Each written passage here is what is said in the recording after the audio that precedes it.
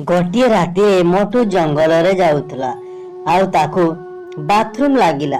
मोटू भाविला कौन हैला मते एते राति रे बाथरूम लागिची मु केउटाकू जीवी एठार तो कौनसी भी टॉयलेट नहीं। या भाभी से आउ टिके आगो को गला तापर मोटू को आहुरी जोर लागिला। मोटू सेठारे गोटे लोक देखिला। मोटू कहला देख भाई मते बाथरूम बहुत जोर लागिची मु केउटाकू जीवी।